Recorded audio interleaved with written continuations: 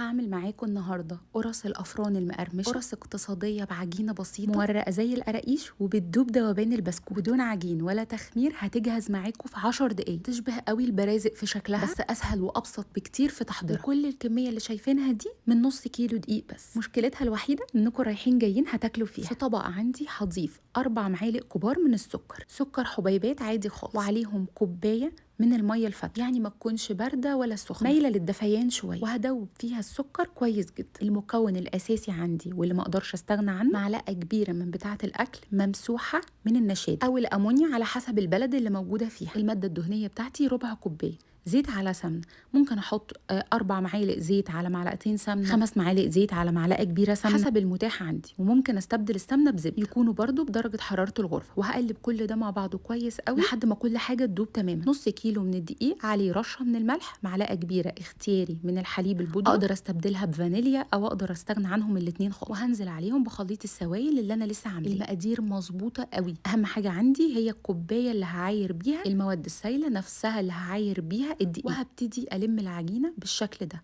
انا مش هعجن نهائي، انا هلم العجين زي البسكوت كده. واول ما احس ان المكونات بتاعتي كلها اتلمت كويس هبتدي بقى اكمل بايدي علشان اشوف القوام والملمس. هلم كويس جدا لحد ما الدقيق بتاعي يختفي تماما. شكل العجينه عندي مش بيكون مرتب لان انا ما عجنتهاش، بس هو ده المظبوط، وحاجه ما تقلقنيش ابدا عشان ما اضيعش تورقه القرصه وتبقى ناشفه من جوه واكون عملت لها عرق. الطبيعي والصح ان انا بسيب اي عجينه ترتاح، هي ما فيهاش خميره فانا ما استناش منها ان هي تتضاعف حجمها. تقريبا هسيبها 10 دقايق بس على ما احضر الصواني بتاعتي واحطها جنبي. نيجي بقى لتشكيل القرص بتاعتي. هاخد العجينه وابتدي اقسمها بالشكل ده، وبعدين هعمل قطع اقرب للمتساوي. عملت كل قطعه للقرصه بتاعتي 30 جرام تقريبا، يعني كل قطعه في حجم الليمون الاخضر. اقدر استخدم اي قطاعه عندي او اقدر اقطعها بايدي بالشكل ده. هخلص تقطيع العجين كله وابتدي اقوره زي ما انا بعمل كده، ممكن على الرخامه بتاعتي وممكن المها بصوابعي بالشكل ده، واقدر اكورها ما بين كف ايدي اللي يريحكم ويكون اسهل وما ياخدش وقت معاكم. هتلاقوا بقى العجينه بقت مرتاحه في ايديكم خالص، وبدات تاخد شكل العجين الطبيعي والقوام الاملس ليها.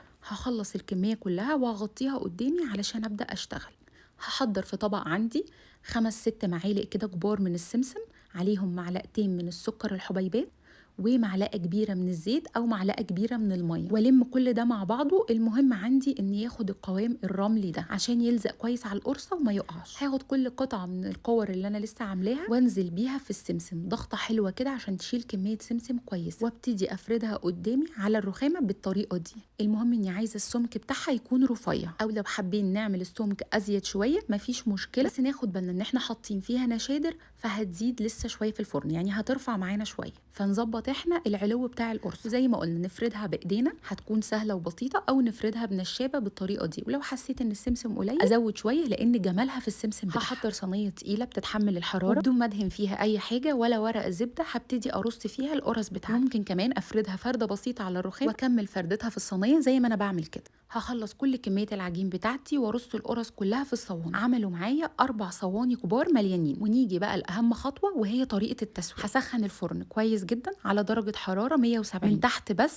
هحط الصينيه بتاعتي في الرف اللي في النص. اول ما الاقيها اتحمرت من تحت والجوانب بدات تاخد لون بالشكل ده اقدر اشغل الشوايه وراقبها كويس جدا عشان بتاخد لون من فوق بسرعه. اول ما الاقيها بدات تتحمر من فوق والسمسم بدا ياخد لون بطلع الصينيه بتاعتي وما بلمسهاش ابدا لانها بتكون لسه طريه، فلحد ما تبرد وتمسك نفسها وتبدا تفك لوحدها من الصواني.